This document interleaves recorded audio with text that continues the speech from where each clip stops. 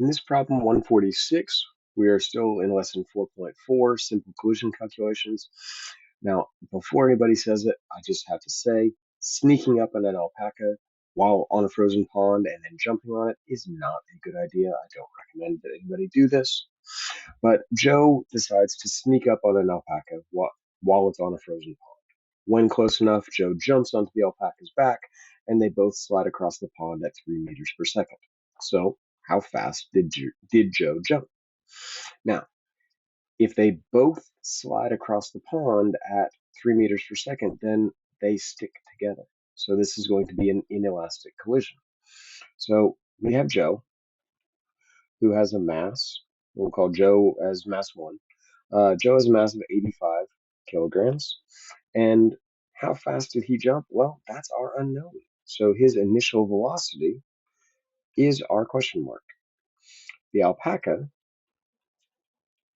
has a mass of 200 kilograms and an initial velocity of 0. Their combined mass is going to be 285 kilograms, and their combined velocity is 3 meters per second. So m1 v1 plus m2 v2 equals mt vt. Now we plug in our numbers. 85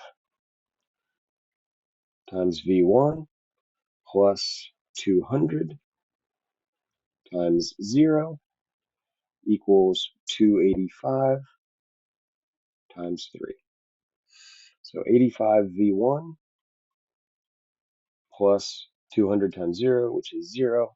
And then 285 times 3 is going to be 855. We divide both sides by 85, and we get Joe's initial velocity is going to be 10.06 meters per second. Joe was jumping really fast while he was on the pond. Once again, I don't recommend this. That is a good way to injure yourself significantly.